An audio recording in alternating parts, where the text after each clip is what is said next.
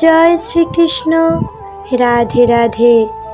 বন্ধুরা, জ্যৈষ্ঠ মাসের পূর্ণতম শ্রেষ্ঠ একাদশী অপরা একাদশীর ব্রতকথা আজ এই ভিডিওতে ব্যক্ত করব। বলা হয়ে থাকে, যদি আপনি অপরা একাদশীর ব্রত পালন করে থাকেন তাহলে অবশ্যই ব্রতকথা শ্রবণ করতে হয়।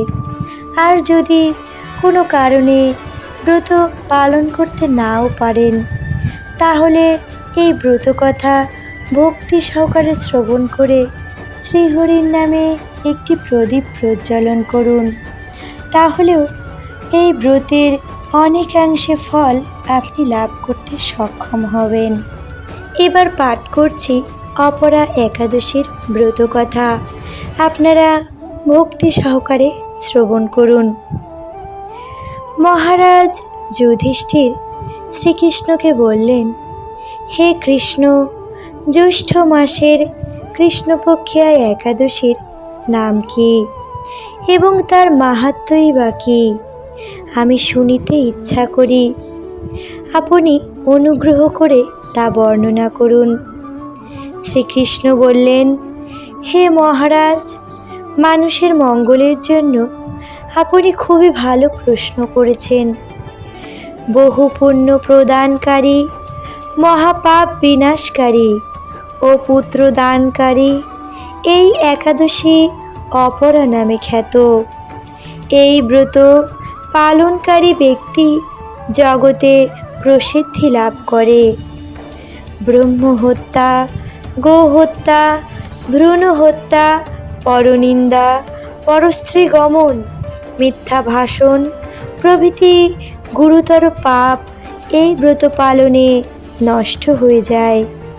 যারা মিথ্যা সাক্ষ্য দান করে, ওজন বিষয়ে ছলনা করে, শাস্ত্রের মিথ্যা ব্যাখ্যা প্রদান করে, জ্যোতিষের মিথ্যা গণনা ও মিথ্যা চিকিৎসায় রত থাকে, তারা সকলেই নরক যাতনা ভোগ করে। এ সমস্ত ব্যক্তিরাও যদি এই ব্রত পালন করে তবে তারা সমস্ত পাপ থেকে মুক্ত হয়।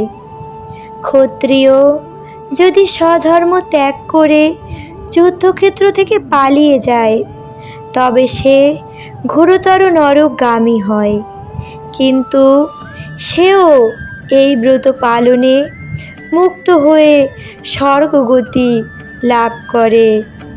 মকর রাশিতে সূর্য অবস্থানকালে মাঘ মাসে প্রয়াগ স্নানে যে ফল লাভ হয়, শিবরাত্রিতে কাশীধামে উপবাস করলে যে পুণ্য হয়, গয়াধামে বিষ্ণু পাদপদ্মে পিণ্ডদানে যে ফল পাওয়া যায়, সিংহ রাশিতে বৃহস্পতির অবস্থানে গৌতমী নদীতে স্নানে, কুম্ভে কেদারনাথ দর্শনে, বদ্রিকাশ্রম যাত্রায় ও বদ্রীনারায়ণ সেবায়, সূর্যগ্রহণে কুরুক্ষেত্রে স্নানে, হাতি ঘোড়া স্বর্ণদানে এবং দক্ষিণাসহ যজ্ঞ সম্পাদনে যে ফল লাভ হয়, এই ব্রত পালন করলে অনায়াসে সেই সকল ফল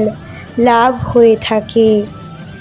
এই অপরা ব্রত পাপরূপ বৃক্ষের কুঠার স্বরূপ। পাপরূপ কাষ্ঠের দাবাগ্নির মতো, পাপরূপ অন্ধকারের সূর্য সদৃশ্য এবং পাপ হস্তির সিংহ স্বরূপ। এই ব্রত পালন না করে যে ব্যক্তি জীবন ধারণ করে জলে বুদ্বুদের ন্যায়, তার জন্ম মৃত্যু কেবল সার হয়। অপরা একাদশীতে উপবাস করে বিষ্ণু পূজা করলে সর্বপাপ মুক্ত হয়ে বিষ্ণুলোকে গতি হয়। এই ব্রতকথা পাঠ ও শ্রবণ করলে সহস্র গোদানের ফল লাভ হয়। ব্রহ্মাণ্ড পুরাণে এই ব্রত মাহাত্ম্য বর্ণনা করা হয়েছে। হরে কৃষ্ণ।